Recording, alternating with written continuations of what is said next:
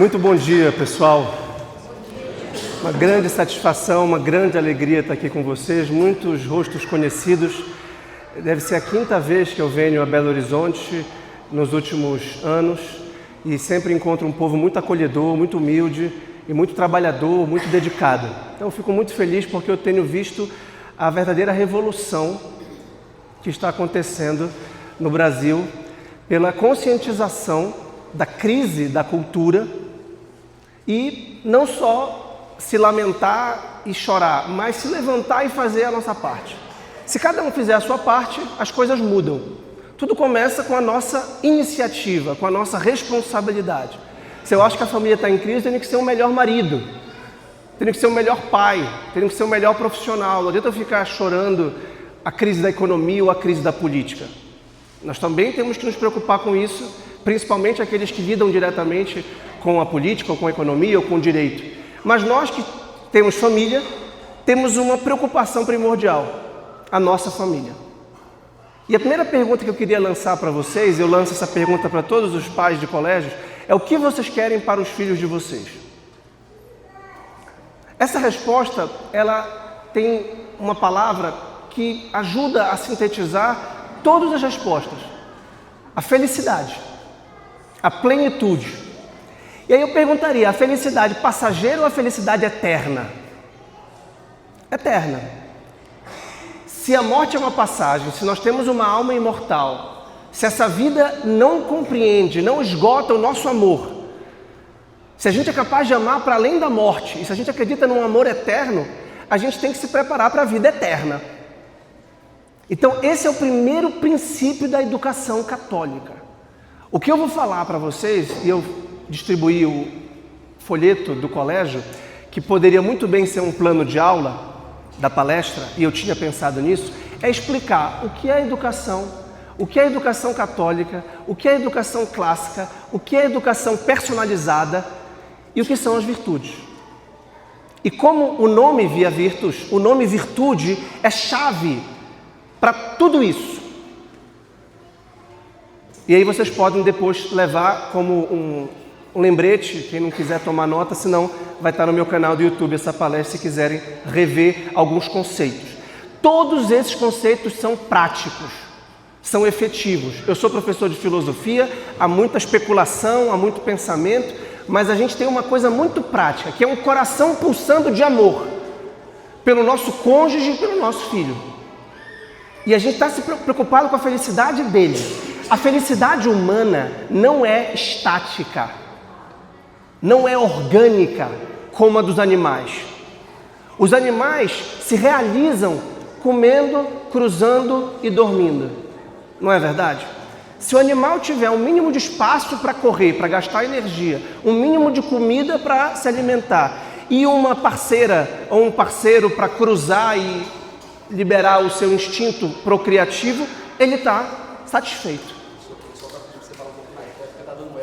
Ele não reclama, ele não reivindica, ele não vai além.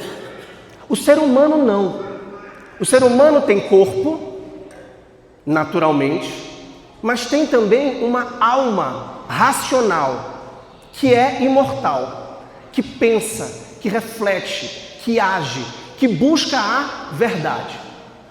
Então, uma definição básica de educação é a realização das nossas faculdades humanas, a realização das nossas potências humanas.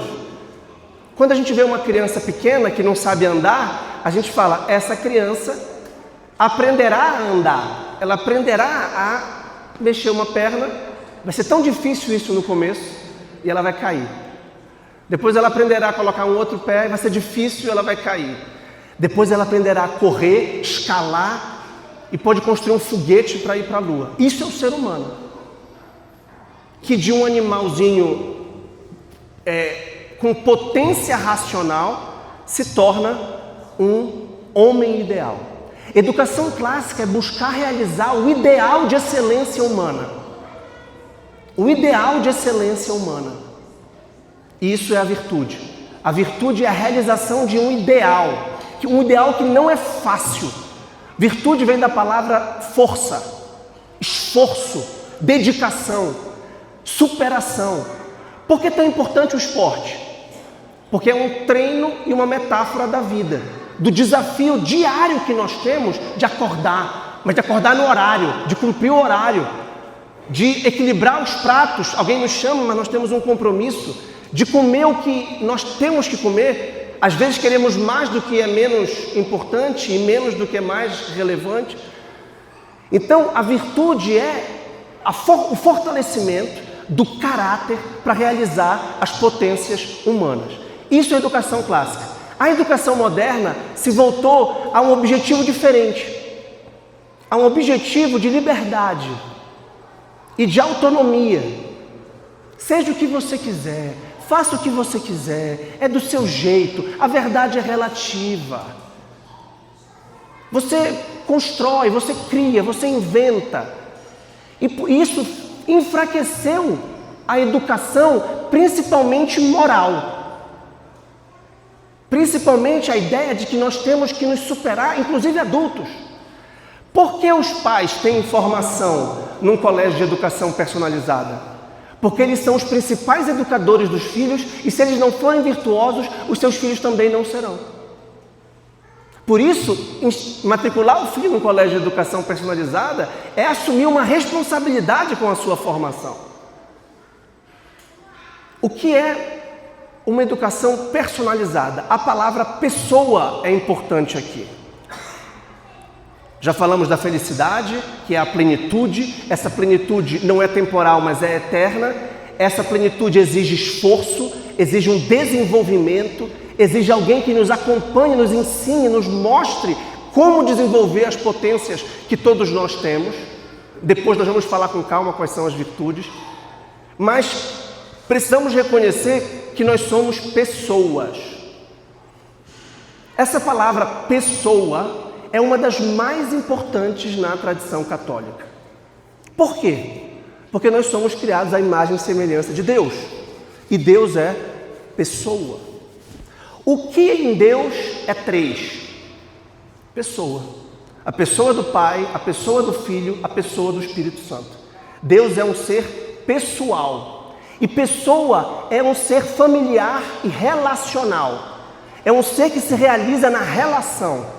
Eu não sei vocês, mas eu fico regozijante quando eu vejo amigos, quando eu lembro de amigos, quando eu conheço pessoas, quando eu falo com pessoas, quando eu encontro alunos, quando eu faço amizades. Só hoje já encontrei 3 ou 4 pessoas com quem eu já tinha almoçado, com quem eu já tinha jantado. Por quê? Porque é isso que realiza o meu ser. Essa virtude chama amizade, sem a qual ninguém é feliz. Amizade é um tipo de uma virtude superior chamada amor. Nós todos somos vocacionados ao amor, à união, à comunhão. Ninguém é autossuficiente, ninguém é independente. Não sou irmão de ninguém, ninguém paga as minhas contas. Não, isso é um erro chamado individualismo. Primeiro, você deve a vida aos seus pais. Por isso que o 4º mandamento, é o primeiro mandamento da 2ª tábua, é honrar pai e mãe. Que lhes deram a vida, que nos deram a vida e com quem nós aprendemos a não matar, porque não nos mataram. A não roubar, porque não nos roubaram, ao contrário, nos deram. A não pecar contra a castidade, porque tem um amor exclusivo, um amor fiel. Que nos ensinaram a não mentir, que nos ensinaram a não cobiçar as coisas dos outros, ao contrário, a respeitá-las e a devolvê-las. Então tudo começa na família, porque Deus é uma família, porque Deus é amor. Por isso, o individualismo é um veneno inoculado muitas vezes nas escolas e na economia individualista, egoísta, que nos faz ver os outros como instrumentos, como clientes, como consumidores, como vizinhos que simplesmente pagam o condomínio e com quem eu não tenho necessidade de me abrir e de contribuir e de receber. Porque o amor sempre é uma troca. Nem sempre é uma troca simétrica. Um aluno não troca com um professor de modo simétrico, ele não dá tanto quanto recebe. Um pai com um filho pequeno não dá tanto quanto recebe. Mas depois quem vai cuidar dos idosos são os filhos. E isso cumpre um arco tão bonito na vida das pessoas. Eu vejo, por exemplo, a minha mãe, que cuida da sua mãe e minha avó, tanto quanto eu cuido dos meus filhos pequenos. A minha avó depende da minha mãe para ir no médico, a minha avó depende da minha mãe para sair de casa, a minha avó depende da minha mãe para pagar as contas, porque ela pode pagá-las errado. Ela já nem sabe direito, e ela está muito lúcida. Mas o meu filho nem sabe o que são contas. Ele só sabe que se ele apertar um botão, ele desliga a luz, ele não sabe que tem que pagar a energia. Ele sabe que se ele abrir a despensa tem comida, como um passe de mágica. Ele não sabe que alguém comprou essa comida e que alguém ganhou dinheiro para comprá-la. Então, Deus não é um só, mas misteriosamente Ele é três. E aquilo que em Deus é três foi chamado por um teólogo, filósofo antigo de pessoa. Um teólogo chamado Tertuliano, de língua grega, e depois traduziu para o latim a palavra persona, que está ligado à personalidade, está ligado à ação, à responsabilidade. O colégio é uma pessoa jurídica, que tem um patrimônio, que tem um CNPJ. Nós somos pessoas físicas. Os anjos são pessoas angélicas. E Deus é três pessoas. Então a educação personalizada reconhece que cada um de nós é um ser único e irrepetível que tem algo a contribuir com o mundo. Hoje eu vou dar 3 mini palestras num concerto sobre Ludwig van Beethoven, um dos gênios da humanidade, um dos gênios absolutos da humanidade. Sugiro que vocês participem. Como é que um homem surdo compõe uma sinfonia? Como é que um arquiteto cego constrói a Basílica de Nossa Senhora de Lourdes, aqui em Belo Horizonte? Porque a pessoa humana é invencível, é indomável, porque ela tem espírito, porque ela tem criatividade, porque ela se supera. E a história humana é cheia dessas grandes biografias dos grandes homens que foram além. E é com esses homens que os filhos de vocês vão conviver. Os filhos de vocês vão chegar aqui e vão ter Beethoven. E vão ter o Federer. E vão ter o Lyoto Machida. Vão ter os melhores para se tornarem bons e melhores. Vão ter pessoas como esse casal que acorda de madrugada para trabalhar em nome de um ideal, de uma causa. Poderiam estar deitados na rede, zapeando o Instagram. O heroísmo é para todos. Eles são heróicos. O Álvaro Silveira é heróico. Beethoven é heróico. Cada um realiza o que pode. E o que pode não está previsto. O que pode não é tirar 10 na prova de matemática, passar no vestibular e ganhar um salário bom. Isso é muito bom. Isso também pode. E também queremos isso. Sem dúvida. Mas é muito pouco para o ser humano. O ser humano quer transcendência, quer superação. Ele quer descobrir o seu espírito, o seu poder criativo, de inovar, de criar. Mas ele só faz isso se relacionando com outras pessoas que já fizeram isso. No campo da música, no campo do esporte, no campo da filosofia. Eu tinha 16 anos e vi meu pai palestrando. Eu falei, eu quero ser palestrante. Quero ser que nem o papai. Com 18 anos o papai falou, você é melhor do que eu. Isso ele falou como pai, coruja. Eu não sou melhor do que meu pai, ainda não sou. Espero que talvez eu seja. Mas isso é a vida. Eu não teria despertado o meu talento docente se eu não tivesse visto um professor. Eu não teria despertado o meu talento literário se eu não tivesse visto um escritor. Educação é isto. Educação é descobrir os próprios talentos a partir do convívio com mestres realizados. Mesmo que esses mestres já tenham morrido. Porque Beethoven já morreu, mas ele cultural e pedagogicamente está vivo. Educação clássica é buscar os modelos. O que significa clássico? Modelar, exemplar. Um brasão como esse é um brasão medieval clássico, que comunica, que tem força, e que virou um modelo de brasão, e que virou um modelo de bandeiras, de estados, de cidades, de municípios, de escolas, de hospitais. É o brasão medieval. Porque é um tipo de símbolo que comunica com força. Assim como os louros, assim como a cruz, assim como a flor de lis. Símbolos clássicos. Como aquela fonte é clássica, como essa roupa é clássica. Então, o clássico é o que permanece no tempo e que todo mundo pode usar em qualquer época. Um livro clássico, uma música clássica. E a educação moderna desconfia do clássico, duvida do clássico, critica o clássico e repudia o clássico em nome do novo.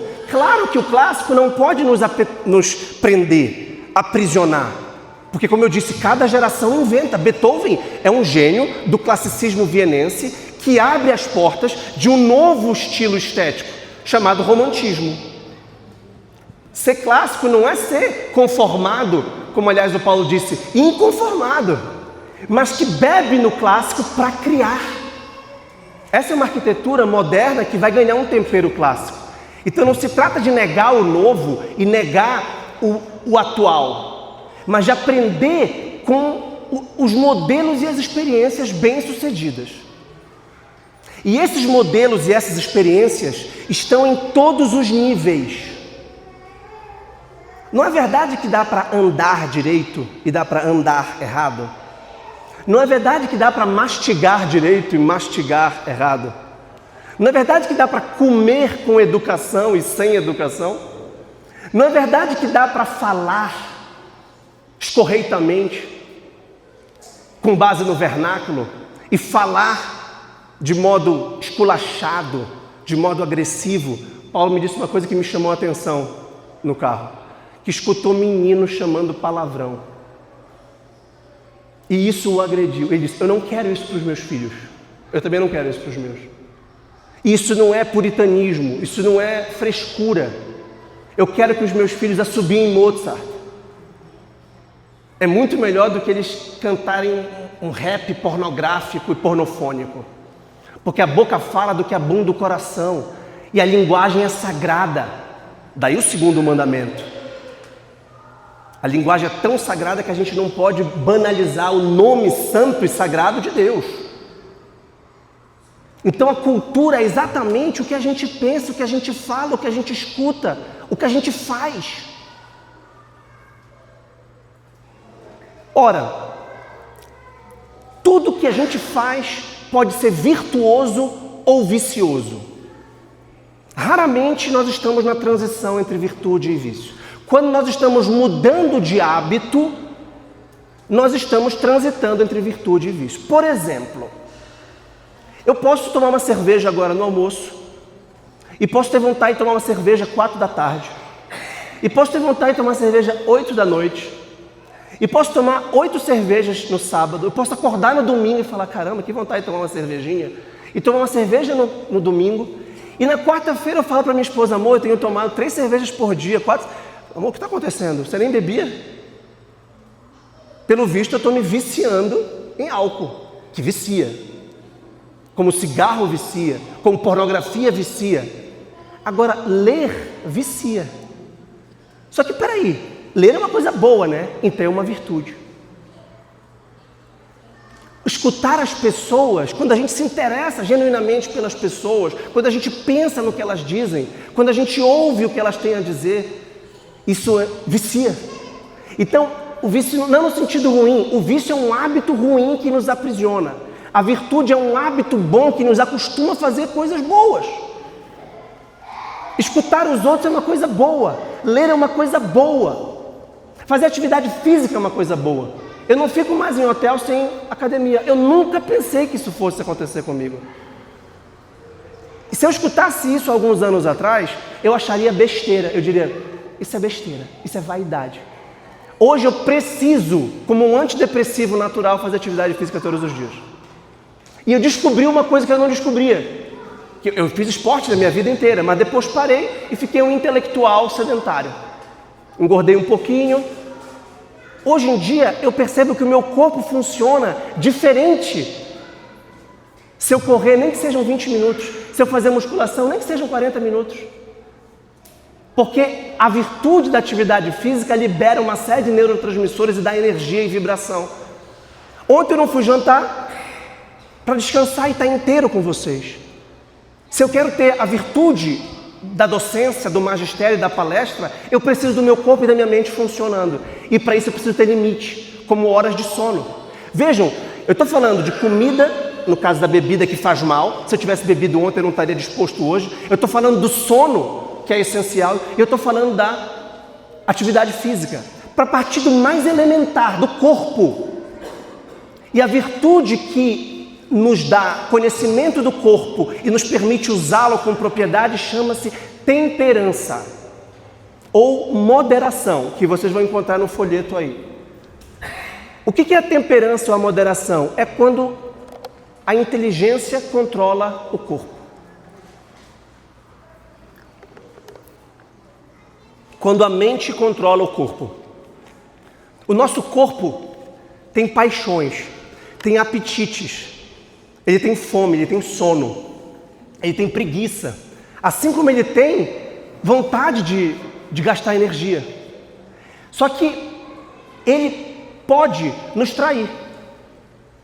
E a nossa mente diz ao nosso corpo: dorme, acorda, come, age, corre. E a temperança é o que modula e modera os apetites sensuais, os apetites sensíveis, ligados à sensibilidade. Então a primeira virtude de baixo para cima, do corpo para a alma, é a temperança. Nenhum homem virtuoso pode prescindir dessas 4 virtudes: temperança, fortaleza, prudência e justiça. E eu vou enumerá-las, e quando eu chegar na prudência, eu vou abrir um flanco e subdividi-la em prudência e sabedoria, para falar da verdade, para falar do conhecimento. Num segundo momento, eu vou passar para as virtudes espirituais: fé, esperança e caridade. E com isso, eu gostaria de apresentar para vocês quais são as virtudes que realizam a personalidade humana e nos infundem um bom caráter, como objetivo de uma educação personalizada integral, que está também no panfleto que eu entreguei. Porque a educação moderna é fragmentária, ela é recortada. E a gente delega e terceiriza os âmbitos pedagógicos dos nossos filhos a vários profissionais diferentes. E eles ficam como que numa colcha de retalhos. Porque o médico fala uma coisa, o psicólogo fala outra, o pedagogo fala outra, o professor fala outra, a tia fala outra, o pai fala outra, a mãe fala outra, o técnico de tênis fala outra, mas o de basquete fala outra, a nutricionista fala outra, e a gente fica perdido, porque não há unidade de vida. A gente não consegue integrar as virtudes na nossa vida e na vida dos nossos filhos. A pessoa é a unidade substancial de corpo e alma. Eu falei da pessoa divina, da pessoa humana, da pessoa jurídica, mas a pessoa física, a pessoa humana, tem corpo e alma unidos. Mas corpo e alma não estão no mesmo patamar. Por quê? O corpo é mortal. O corpo é perecível. A alma é imortal. Vamos experimentar isso filosoficamente. Não acreditem em mim. Eu gostaria de provar para vocês que a alma é imortal. E que a alma é ilimitada. O nosso corpo tem 5 canais de percepção, 5 canais sensíveis: audição, visão, olfato, tato e paladar. Esses órgãos dos sentidos só conseguem acessar o que está presente, aqui e agora. Vocês estão me vendo pelos olhos, mas não estão vendo quem não está aqui. Nós estamos ouvindo algumas crianças aqui perto, mas nós não as estamos vendo. Agora nós conseguimos pensar. Se vocês fecharem os olhos, vocês conseguem pensar em quem já morreu. Vocês conseguem pensar no século XIX. E vocês conseguem projetar o século XXV. O corpo está preso no presente, no hoje, no aqui, no agora. Mas a alma é ilimitada. E ela consegue alcançar o que não passa. Ela é o princípio vital que vivifica o corpo e que busca uma verdade para além do tempo e do espaço. E nós pressentimos algo que não muda, algo que permanece. E pela inteligência, portanto, nós percebemos as formas do mundo, a estrutura do mundo. É isso que a educação clássica procura infundir nas artes liberais do quadrivium. Quando se estuda, por exemplo, a geometria, se percebe a estrutura do espaço. Quando se estuda, por exemplo, a aritmética, a estrutura dos números. E depois, quando se estuda a música e a astronomia, se vê a geometria e a aritmética em movimento. A música é matemática em movimento. Os astros se movem por uma estrutura geométrica. E nós não conseguimos imaginar um mundo sem essa estrutura. Sabe como é o nome dessa estrutura que rege o mundo? Logos. Verbo. Inteligência. Que os filósofos antigos tinham concebido e que o Evangelho de São João inscreve no seu prólogo. No princípio era o Logos, o verbo, a palavra. E por isso Deus, que é amor, e eu comecei a falar que Deus é amor, Deus também é inteligência espiritual que governa a matéria. Como é que Deus cria o mundo? Falando, estruturando, dividindo céu e terra, dividindo o firmamento da terra, dividindo as águas da terra, colocando animais na água. Fora d'água eles morrem. Animais terrestres como nós, que dentro d'água morremos. Animais aéreos, pássaros, estrelas, luzeiros, um luzeiro do dia, o sol, um luzeiro da noite, a lua. Para quê? Para contar o tempo e perceber que uma coisa é 16 de agosto de 2026. É hoje, né? Outra coisa é 25... Acertei? Hoje 15. Queria ver se estavam prestando atenção. A gente conta o tempo, conta as horas. A gente conta o passado, projeta o futuro. A gente arquiteta pela nossa mente. Mas para isso, voltando para a temperança, não quero me perder, a gente precisa sintonizar com a mente do Criador. Quem criou o corpo humano? Tem algum médico aqui? Eu admiro muito a medicina, porque a medicina é a tentativa de pensar como Deus pensou o corpo, como Deus pensou o funcionamento do corpo, que é todo regulado, que é todo arquitetado, tudo tem uma função, tudo tem um porquê. E quando ele funciona, saúde, plenitude, respira bem, olha bem, pensa bem. E quando não funciona, dor, febre, secreção, pus. Tudo pode funcionar bem ou funcionar mal. A medicina tenta entender o funcionamento organicamente perfeito do corpo e restituir esse funcionamento quando ele não está ocorrendo. Prevenir as doenças e atacá-las quando elas ocorrem. A medicina é uma forma de educação do corpo. E na antiguidade, Platão dizia que a filosofia era a educação da alma, que envolvia uma psicologia moral e que envolvia também uma inteligência cósmica. Por que cósmica? Porque envolve tudo.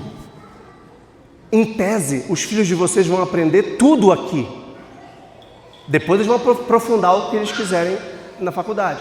Mas a educação clássica procura mostrar a unidade do cosmos. E o que unifica o mundo? O Criador. A inteligência divina que estruturou cada coisa. Quem colocou o coração ali, as vértebras aqui, o manguito rotador do ombro ali, o joelho acolá, o calcanhar, mas tem também o estômago, tem tanta coisa.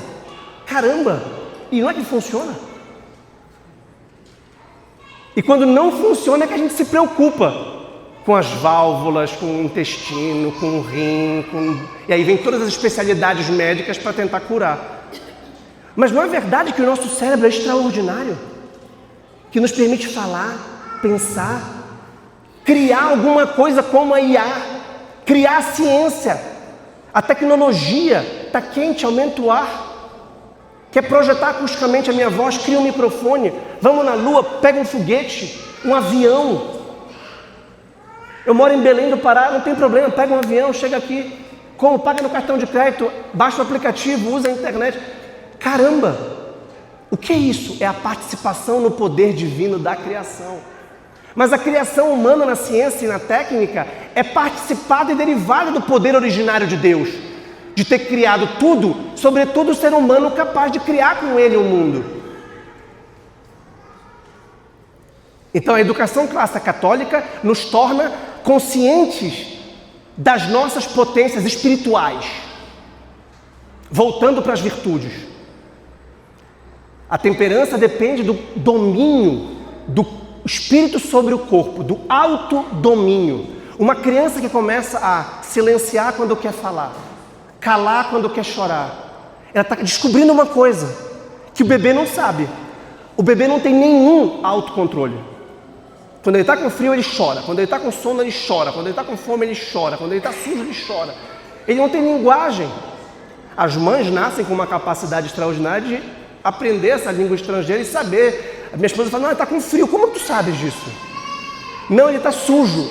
Porque o choro é diferente. É incrível. O pai não sabe, o pai é analfabeto. O pai sem a mãe é um primitivo. Eu tenho certeza que as mulheres é que civilizam o mundo. Nós somos chimpanzés, bem adestrados. E a experiência da paternidade nos humaniza. A experiência do casamento nos humaniza. Porque nós pegamos a força bruta, típica do homem, e espiritualizamos. Com um senso de responsabilidade, com um senso de proteção. A gente sai do egoísmo e não quer só trabalhar e dormir, mas a gente quer servir, a gente quer que os outros, a gente começa a pensar nos outros. Então qual é a segunda virtude? Depois da temperança, que é o autodomínio, é a fortaleza. Algumas coisas serão difíceis, algumas coisas exigirão energia. O Paulo acordou de 5 horas da manhã para fazer um documento do colégio. Sábado, 5 horas da manhã, para fazer um projeto que ele não precisava fazer, que ele não era necessário, que é totalmente livre. Isso é arte liberal, isso é educação liberal. É fazer porque eu sinto a responsabilidade moral, o dever e a possibilidade, e eu quero mobilizar as minhas faculdades. Agora, acordar às 5 horas da manhã não é fácil. Para alguns pode ser. Toda virtude se torna fácil para quem já a pratica. Então você vai ver o Álvaro Siqueiro tocando as sonatas de Beethoven. Qualquer um que não seja pianista virtuoso, como ele é, achará dificílimo. E o grau de complexidade de Beethoven é nível 10, hard. Beethoven é um dos pianistas mais difíceis de serem tocados. É uma grande dádiva nós temos no Brasil atual um pianista capaz de tocá-lo. E nós temos. Chama-se Álvaro Siqueiro. Por isso que merece a nossa atenção. Platão é dificílimo de entender, mas tem gente no Brasil atual que o entende. Então nós temos que ouvir essas pessoas. Ou Aristóteles. Porque são pessoas que estudaram. Não foi fácil entender Platão. Não foi fácil estudar grego. Não foi fácil estudar Beethoven. A fortaleza é a força que nós mobilizamos com assiduidade para realizar o que é difícil. Um apetite chamado irascível, de onde vem a palavra ira, que mobiliza uma energia psíquica de enfrentar. A virtude da fortaleza no enfrentamento ativo dos desafios chama-se coragem. Os nossos filhos têm que ser corajosos e não vitimistas e não fracos.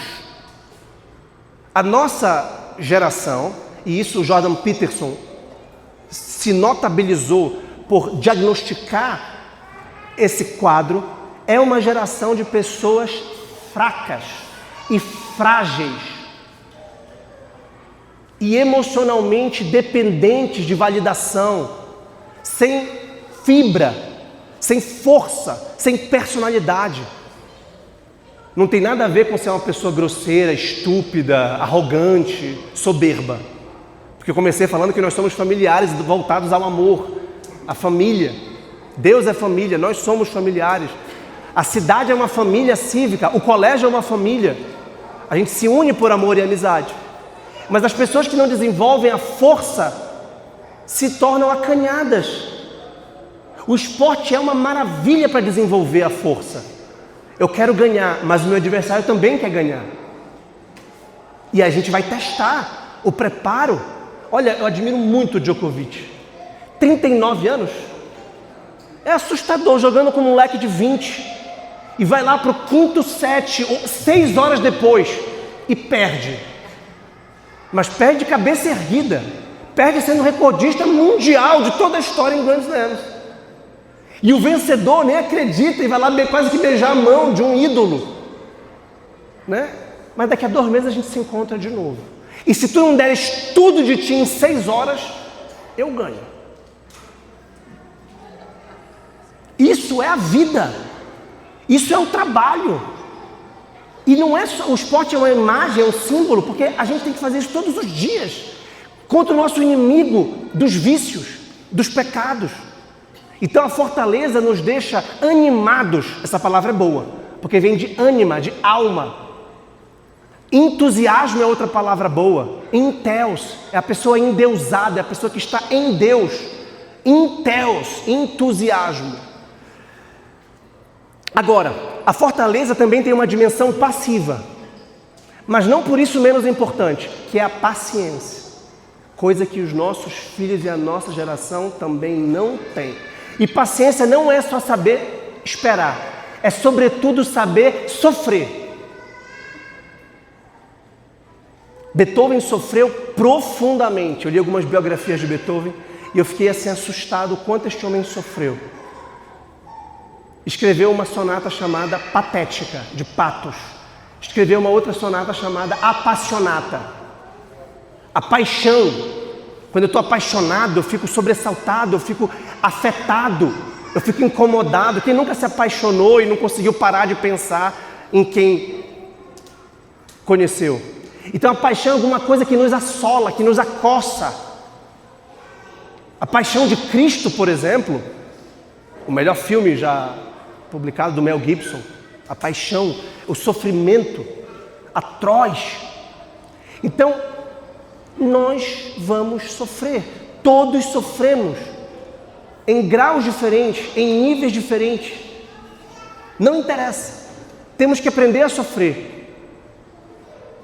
A pessoa, para ser feliz, tem que saber sofrer. Olha o paradoxo. E o nosso mundo tem uma visão completamente deturpada, que é uma visão anestésica, analgésica. Está com dor de cabeça? Toma um remédio. Está triste? Toma um antidepressivo. Está coisa... separa, divorcia. Está difícil? Sai. E essas pessoas ficam sem força de caráter, porque não aprendem a sofrer. Leiam qualquer grande literatura, estudem qualquer grande tradição religiosa, percebam a vida de qualquer grande herói, como eu estava falando, todos sofrem. Por vários motivos. O sofrimento no cristianismo é uma bem-aventurança. É a 8ª bem-aventurança da perseguição. O choro é uma bem-aventurança, é uma felicidade. Então a fortaleza pode ser coragem ou paciência. E paciência, repito, não é só esperar. A gente associa a paciência a saber esperar, mas é saber esperar de pé como Maria aos pés da cruz. E aqui vem a terceira virtude: temperança, autodomínio, fortaleza, energia de resistência e de superação. Agora vem a prudência. A prudência é a virtude da razão. Só que a razão tem 2 funções. Tem uma função teórica e uma função prática. A função teórica é contemplar a verdade. A função prática é realizar o bem. Verdade, bondade e beleza. Vamos começar pela teórica. Quando a gente estuda matemática, por exemplo, a gente quer descobrir a estrutura de funcionamento do aspecto quantitativo do mundo. Tudo nós contamos, contabilizamos. Olhem, pensem um segundo. Tudo é número. Altura, peso, caloria, cadeiras, dinheiro, imposto, tempo, data, calendário. Me diga alguma coisa que não tem número. Duvido. Não existe. Quanto custou, quanto de tijolo, quanto de argamassa, quanto tempo, quantos anos você tem, quanto você ganha, tudo tem número. Tá? Aliás, abre parêntese, Cristo, querendo mostrar que a matemática não esgota e que ele tem um conhecimento divino, disse: até os cabelos das vossas cabeças estão contados. Eu gosto muito dessa passagem. Eu já tentei contar os cabelos dos meus filhos, nunca consegui. Mesmo os carequinhas pequenos, nunca consegui. Mas Deus sabe quantos cabelos nós temos, quantos fios de cabelos. Ele sabe o minuto exato em que a gente nasce e o minuto exato em que a gente vai morrer. A gente não sabe, por isso que a nossa vida é um mistério, é um drama. Então, quando a gente estuda a dimensão teórica, a gente conhece a verdade das coisas. A matemática é a mãe das ciências chamadas naturais. O que a gente chama de português, ou a gramática, é a mãe das ciências que nós chamamos de humanas. Porque o nosso pensamento é basicamente lógico-matemático, como no caso da IA, ou lógico-discursivo. Tá? Quando a gente, na minha época era assim, era CB, CE e CH. Ciências biológicas, ciências exatas ou ciências humanas. Eu sempre soube que eu seria de CH. Gostava de história, de literatura, de filosofia. Meu pai falou: você nasceu para o direito. Exatamente porque eu gostava dessas disciplinas que ele achava que não seriam suscetíveis de serem profissionalizadas. Tanto quanto a matemática nos treina na lógica analítica, a verbalização discursiva das palavras nos treina no pensamento discursivo. Os nossos filhos têm que ter as duas faculdades afiadíssimas. Para ambas, eles precisam de memória, que é uma faculdade fundamental. Vejam, há muitos anos, há uns 3 anos, eu já não colo nas minhas aulas e nas minhas palestras. Porque ou eu tenho memória ou eu não tenho. Ou eu preparo uma palestra, ou eu tenho na minha mente guardada o Pai Nosso, a Ave Maria, o Credo, os 10 Mandamentos, as 8 Bem-aventuranças, ou eu não sei. Ou eu sei as 4 virtudes cardeais, as 3 teologais, ou eu sei os 4 tipos de amor, eu não sei. Então, a memória, que era uma prática fundamental na Idade Média, era a base do ensino e do estudo. E hoje em dia, a gente simplesmente dispensou o poder da memória só porque a gente tem um celular, que tem tudo. E a gente aliena a nossa memória ao celular. E agora a tragédia está completa. Porque não só a memória a gente está alienando, mas a gente está alienando a inteligência. Tem gente que não escreve mais uma mensagem de WhatsApp, pede que a IA o faça. Nossa, uma pessoa analfabeta é absolutamente legítimo.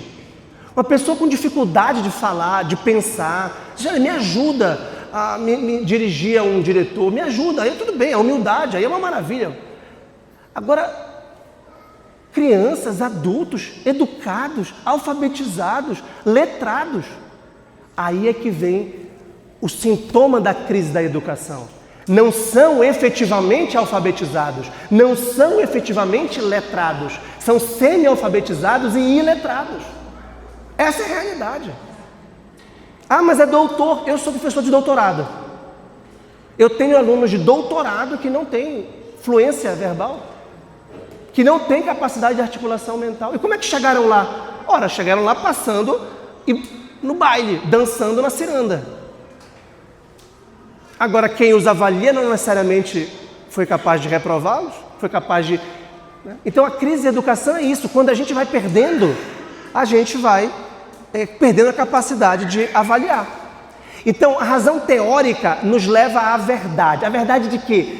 Toda a verdade. De uma formiguinha no reino animal até um planeta. E quem criou tudo isso? E quem unifica tudo isso? Deus. Por isso a razão teórica culmina na filosofia e na teologia. Preste atenção. Isso é fundamental para a educação clássica católica. O que as crianças vão aprender? Tudo. Ciências naturais, ciências humanas. Matemática, química, física, biologia, geografia. Aí já vamos para as áreas humanas. Geopolítica, história, sociologia, português, literatura. Ou seja, tudo, né? Economia, vamos colocar economia aqui, tudo. Depois essas disciplinas mães vão embasar física avançada, engenharia aplicada, direito, economia, ciência política. Essas bases, a biologia vai embasar a medicina, a biomedicina, a engenharia genética e por aí vai, certo ou errado? Mas o que dá unidade às ciências naturais e às ciências humanas? Na filosofia, essa disciplina chama-se metafísica, ou ontologia, ou filosofia primeira do ser enquanto ser, que vai pensar exatamente na unidade ontológica no âmbito do ser de tudo o que é e que pode ser conhecido. Os dois cabeças dessa escola são excelentes filósofos. Tanto o diretor quanto o coordenador pedagógico estão plenamente conscientes disso, da importância da metafísica. Mas se ficar abstrato para vocês, não tem problema, porque a filosofia, ela é o penúltimo degrau. Porque o último degrau chama-se teologia. Não é católica a educação? Então é Deus revelado pela Sagrada Escritura e custodiado pela tradição e pelo magistério da igreja, que é o nosso alfa e ômega. É de onde nós viemos e para onde nós vamos. Então, quando a gente estuda no campo das ciências humanas, sobretudo, a cultura humana, a história, a gente chega às percepções mais basilares do sagrado, do intocável, do valioso, do absoluto, da fonte de todo ser e da fonte de todo valor. Chama-se Deus. E este Deus se fez carne e habitou entre nós no seio puríssimo de Maria. É Jesus Cristo. Por isso que a capela é o lugar mais importante da escola, seguido da biblioteca. Então, quando eu vi aqui que tem capela e biblioteca, eu falei, esse é um lugar que tem o coração no eixo. Agora vejam, tudo isso é teoria, né? Tudo isso é teoria. Só que nós não somos animais, nós agimos com base no que conhecemos. E aqui vem as duas faculdades superiores do homem, inteligência e vontade. Eu tinha falado dos apetites sensuais, sensoriais, frio, calor, fome, sono, atividade física ou descanso. Tudo isso é o corpo, né? Eu estou na mente, eu estou parado pensando em tudo isso. Tem um verso do Hamlet que é extraordinário. Eu poderia viver recluso numa casca de nós e me considerar rei do espaço infinito. É o poder da inteligência, recluso numa casca de nós, mas rei do espaço infinito. Capacidade de pensar. Como é que a gente sabe a distância dos planetas? Como é que a gente sabe a profundidade desse solo? Como é que a gente sabe... Tem um livro que eu gosto muito, chama Viagem ao Centro da Terra. Na minha opinião, de um dos grandes escritores, que é o Júlio Verne. É um escritor dessa natureza, dessa envergadura, que vê tudo, né? E ele começa a penetrar, e a ciência naquela época era muito inferior à ciência que nós temos hoje em dia, mas ele descreve centenas, é um livro de mineralogia, é um livro sobre os tipos de minerais, ele estava estudando isso na época, só que ele põe numa aventura, ele fala, essa rocha aqui deve ter 400 milhões de anos. Pô, como é que você sabe disso? Então a cabeça humana consegue perceber tanta coisa, Mas não adianta simplesmente contemplar, é preciso agir. E aí vem a razão prática. Como é a razão prática? Ela se dá com base na faculdade da vontade. Eu queria que vocês entendessem o seguinte: uma coisa é dizer, eu desejo. Outra coisa é dizer, eu quero. Quando você fala, eu desejo comer pipoca, eu desejo dormir, eu desejo descansar, é mais ou menos assim, o seu corpo está pedindo isso. Se você fala assim, eu estou com frio, eu desejo um casaco, o seu corpo está lhe dizendo, está incômodo aqui. Ou está calor, o seu corpo está dizendo, tira esse blazer, está suando, certo? Não foi você, porque o seu corpo não reduz a sua personalidade. Agora, quando você fala assim, eu quero fazer a minha esposa feliz, foi o seu corpo que desejou fazer essa esposa feliz? Eu quero que meu filho seja eternamente feliz, pleno, virtuoso. Foi o seu corpo que pediu isso? Claro que não. Então o querer é superior ao desejar. E o querer não é modulado pelo prazer. O desejo é. Eu desejo tomar um suco. Por quê? Porque é prazeroso. Tem uma água geladinha aí? Eu desejo, minha boca está pedindo uma água. Estão entendendo? Agora quando eu falo assim, eu quero ter saúde. Aí me disseram que eu tinha que tomar 3 litros de água por dia. Ora, o meu corpo não pede 3 litros de água por dia, mas eu obedecendo à autoridade. Aliás, essa palavra autoridade é fundamental na educação clássica e foi anatematizada na educação moderna. Eu reconheço que o médico não está de brincadeira, que o nutrólogo não está de brincadeira, ele sabe mais do que eu. Aí eu posso dizer assim, não, mas eu não desejo tomar 3 litros de água por dia, eu desejo tomar só 200 miligramas de água por dia, mas desejo tomar 5 Cocas Zero por dia. Quem tem autoridade? O meu corpo que deseja Coca Zero? Ou o meu corpo que deseja café? Ou um médico que sabe como funciona o meu corpo? Eu me submeto a esta autoridade, em nome da verdade que ela contempla, ainda que o meu corpo não a acompanhe? Ou eu cedo ao meu corpo? Então, o prazer é o critério do desejo sensível. Ao passo que a vontade é baseada no bem verdadeiro, no bem contemplado pela inteligência. Há muitos bens e a inteligência os hierarquiza. O prazer é um bem. Tomar uma Coca Zero pode ser um bem no sentido que nos dá prazer, mas pode nos fazer mal também. E certamente é um bem menor do ponto de vista nutricional do que a água para hidratação. Como você sabe? Eu não sei, eu não estudei Coca Zero, eu não estudei a água, eu não tenho conhecimento da hidratação. Os médicos têm, os pesquisadores têm, porque eles são cientistas. E aí vem a autoridade da verdade. A inteligência busca a verdade e se rende à autoridade. Por isso que a primeira virtude teologal na ordem da aquisição, que é a fé, e na ordem da realização é o amor, depende da crença na autoridade. Você não é católico se você não crê na autoridade de Deus, de Cristo e da esposa de Cristo.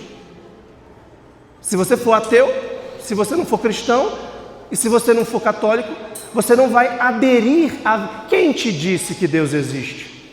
Bem, ele se revelou a Moisés.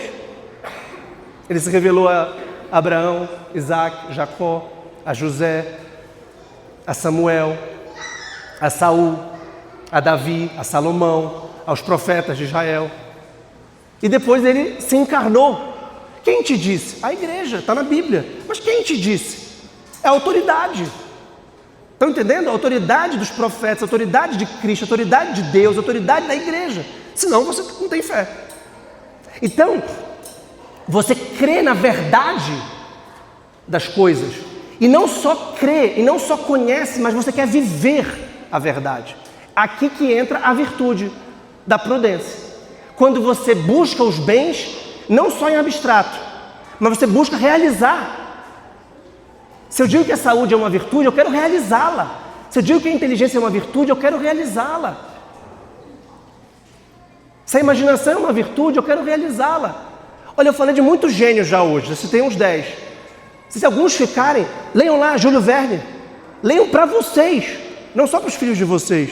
Escutem Beethoven. Vocês vão ver o que é a capacidade da música e da literatura mobilizar a imaginação. Se não, foi teórica a palestra. Porque vocês, legal, Beethoven, você escutou Beethoven? Não, eu não escuto. Então tá bom. Então, é verdade que você reconhece, mas você não age em consonância. Eu entrei no carro do Paulo, estava Beethoven, tocando. Né? Ou seja, ele está escutando música clássica, ele está procurando Beethoven. Até o momento que ele não conseguirá mais, não sei se já aconteceu isso, passar um dia sem escutar música clássica. Porque se torna uma virtude. Eu não consigo passar um dia sem ler. É impossível passar um dia sem ler. Tá? Absolutamente impossível. Como passar um dia sem rezar? Como passar um dia sem falar com Deus? Sem pensar na minha esposa? Para concluir. Temperança, fortaleza, prudência. Todas essas virtudes estão ligadas ao caráter pessoal. Só que no começo eu falei que nós somos familiares, que nós somos interpessoais, relacionais. A virtude que nos relaciona com os outros chama-se justiça. Quando eu não penso em mim, mas nos outros.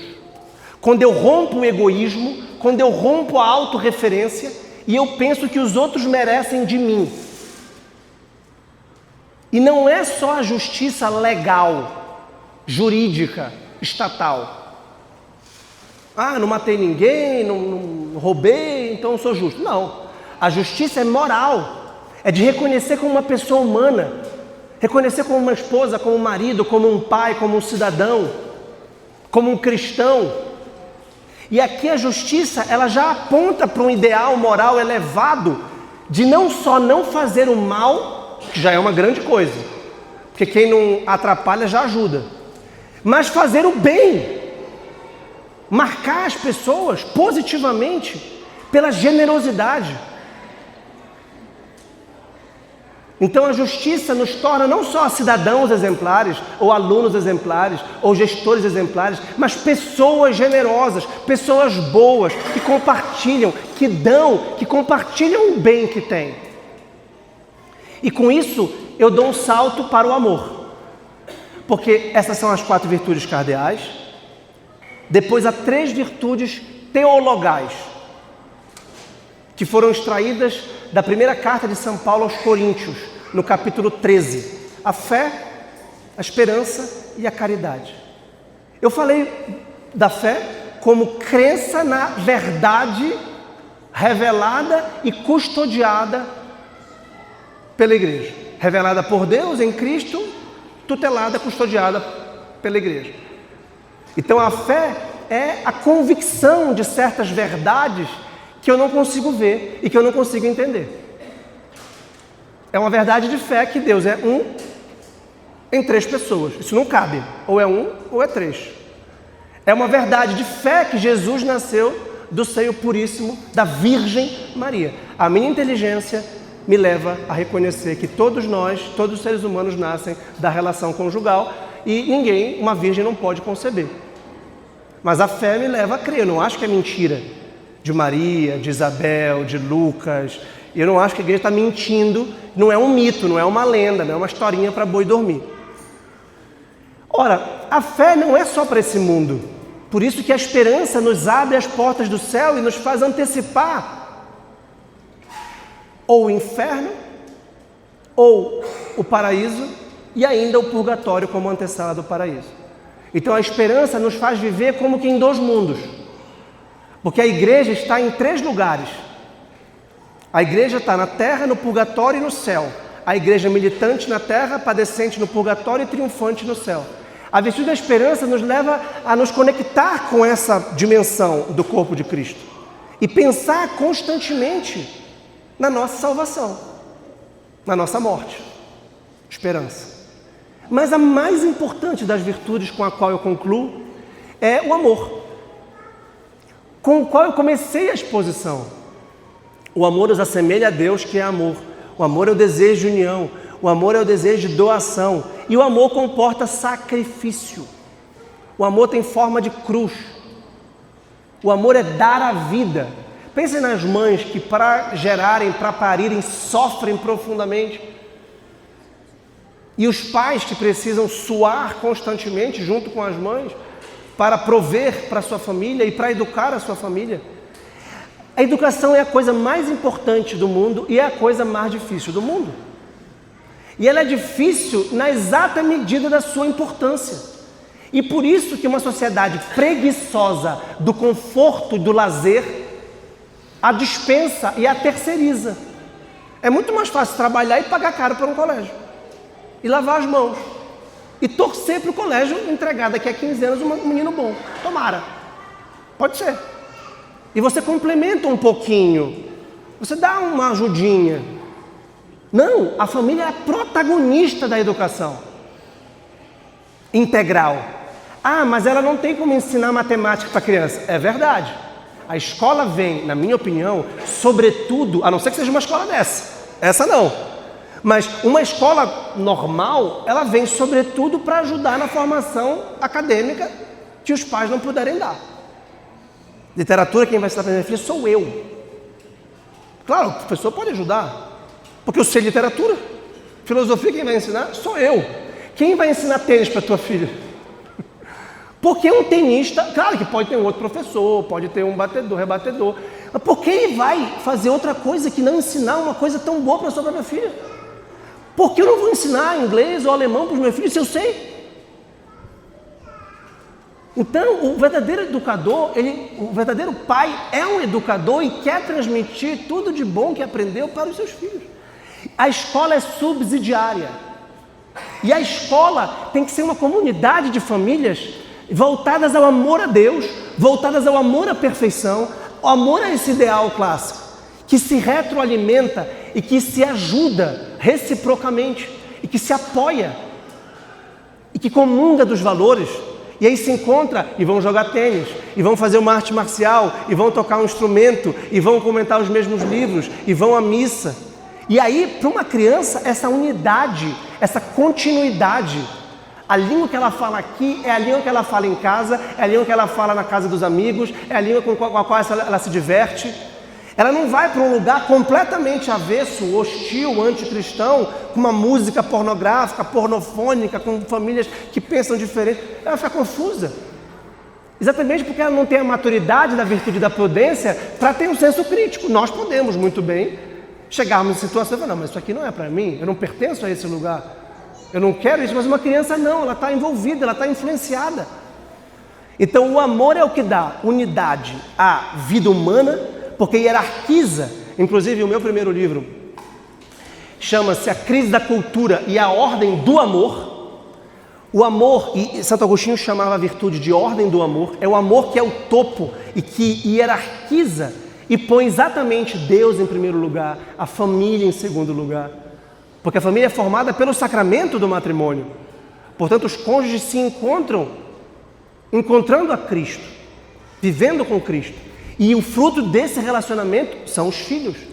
E eles se tornam responsáveis não só por educá-los, mas por salvá-los, por encaminhá-los a Deus, realizando a sua natureza humana. Porque a graça atua sobre a natureza. A natureza humana que começa com o corpo e vai subindo até que eles saibam geometria, até que eles saibam economia. Mas se eles não souberem teologia, eles vão estar incompletos. E não é saber teologia como quem estuda uma disciplina acadêmica, é viver amando a Deus. Muito obrigado.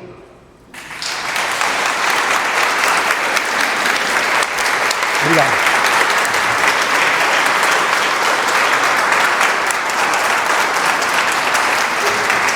Obrigado.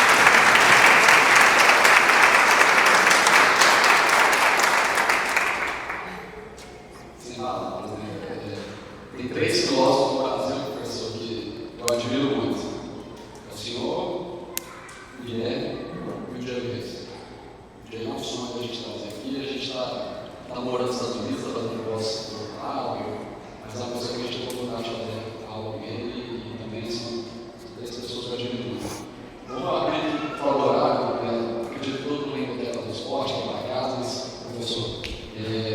abrir para 2 perguntas.